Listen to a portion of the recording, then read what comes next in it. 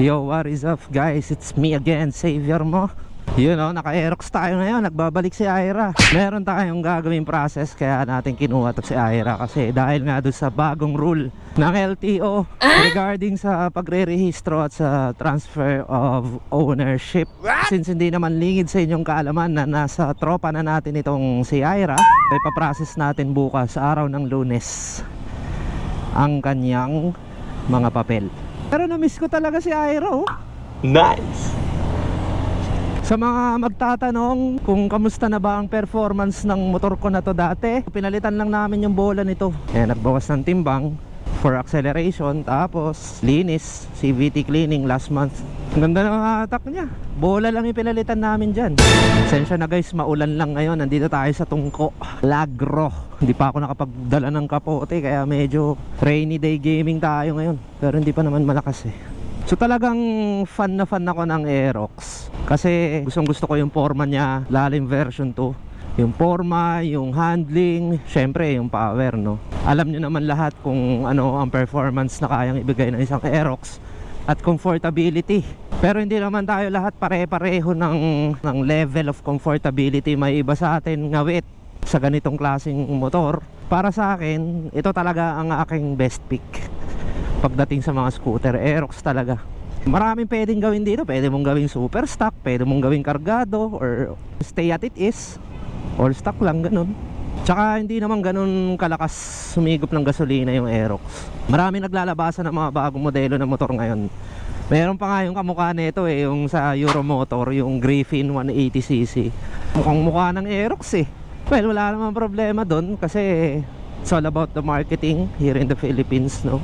Magkakatalunan na lang talaga yan sa performance. Siyempre, pag sinabing Yamaha, talagang subok na yan eh. Grabe yung panahon ngayon. Tag-ulan na talaga kasi, kaya yan lang. Walang kapote. Pag lumakas, bumuhos, silong. Pero ngayon, ambon lang, di bakbak tayo. Nga pala, kinabitan namin ng Bister to, harap likod. Kaya okay din yung quality ng gulong. Especially na maulan ngayon, makapit din naman. Dun sa last upload ko, in-upload ko sa page ko sa Facebook, nag-try tayo ng gripper tires para dun sa click natin. Okay naman, makapit siya, tsaka well, magaganda yung threads. Pero kasi pag sinabing Bister eh, talagang subok na rin kasi. Quick review na lang din sa Aerox version 2. Mag-umpisa tayo sa upuan nito na stock. Ito, hindi pa namin pinapatabas tong upuan nito. Napakalambot ng foam niya, tsaka yung upholstery niya hindi masakit sa puwet. May mga upholstery na pag matagal kang nakaupo eh parang ang sakit-sakit sa balat ng puwet. Ganon. Pero ito, yung stock niya na upuan is maganda siya pang matagalan, considering na ilang taon na to si Ira, 3 years na. Pero hindi namin pinalitan yung seat cover, hindi namin pinatabas. Maganda yung texture ng upuan niya, oh. Check sa akin yon.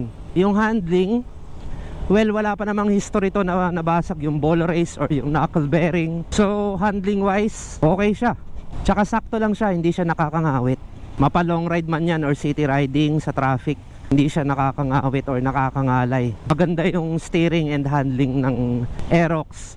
Dahil nga sporty look yung datingan niya, saktong-sakto lang siya. In my humble opinion, siguro kahit anong height nyo, okay na okay to eh. From, let's say, 5'3" to 5'10", goods na goods to. Ngayon, sa bigat naman niya, for sure marami dyan mga babae na gustong gumamit ng motor na to magtatanong.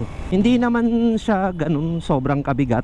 Kung i-compare ko dun sa Honda Click 125, hindi naman ganun kabigat yung Aerox. Huwag kayong mag-aalanganin kung mabibigatan kayo dito. Dun din papasok yung comfortability, kung saan kayo mas komportable. Kailangan i-test drive nyo muna bago kayo bumili. Ngayon, sa performance, nagpalit na kami ng shock nito, yung nakatank type na Motaro. Yung stock kasi nito, based on my experience, oo, matagtag siya pag malubak yung surface ng kalsada like ganito. Pero pagdating sa durability naman, okay. Kasi pinang long ride ko na to eh. Tsaka endurance na naka-stock shock. So, okay naman. Option nyo na lang yun kung gusto nyo palitan yung shock nito. Ayan o, yung mga lubak na yan o. Na-experience ko na yan dati na naka-stock shock tayo. So all in all, check sa akin yung shock nito, yung durability. And then sa makina, fuel efficiency, Wala naman kaming ginalaw dito, sadyang yung panggilid lang. So when it comes sa product equity, lalong-lalo yung sa makina, wala akong problema dito. Hindi mo naman mararamdaman kung malakas siya sa gas. Kasi dahil naka-FI na to, FI naman talaga ang Aerox na version 2, so walang problema. So goods tayo doon. Well, syempre marami dyan yung talagang performance enthusiast, pinapa-super stock nila or kinakargahan, pinalalakas yung motor. Pwede rin naman, all-in naman ang Aerox. Nasa inyo na yun, basta drive wisely and follow the rules. And then ano pa ba? Syempre para sa akin, ayaw ko yung may top box. Pero ano na lang yun, capriccio ko na lang yun. Ayaw ko kasi yung may top box na Aerox, parang hindi ako nababagayan, hindi ako nagagandaan. Malaki naman yung ano nito, yung compartment nito. Parang, at saka sporty look kasi. So para sa akin, parang hindi ko trip na may top box. Kaya ganyan lang. Tsaka keyless to guys ha, hindi pa napapalitan ng battery to for 3 years. Side mirror, hindi na namin pinapalitan kasi okay naman yan eh. Wala namang problema. Mas gustong gusto ko nga yung malaking side mirror para visible. Karamihan sa atin gusto rin nung maporma, basta pasok sa requirement ng LTO and HPG na dapat 4 na daliri kasya dun sa salamin, parang ganyan ayan. So bahala na kayo kung papalitan nyo ng mga accessories yan. All in all, goods tong Aerox. Perfect siya for daily use and for long ride. I miss you, Ira. Love na love ko rin tong motor na to eh. Ito yung motor na talagang satisfied ako nung binili ko. Yung busina pala nito, yung pa rin yung stock ayan guys. Pakinggan nyo. Okay, pa rin yung stock. Okay naman. Ito yung dashboard niya, ito yung tinakbo niya, 21K na. Ayan, gumagana pa rin yung VVA. So lahat functioning. So wala ka ng tingnan natin pag high speed. Iba pa rin talaga ang Aerox. Woo! Where pa? Hindi ko lang masagad. So ayun nga, bago ko tapusin yung vlog natin for today, ang gagawin namin dito kay Ira is i-upgrade na namin, no? Dahil deserve naman niyang magkaroon ng upgrade. Yan, magpapa-super stock kami, then remap, then syempre palit tayo ng tambucho. Lahat, baguhin natin lahat yung mga accessories na ito. Super stock lang.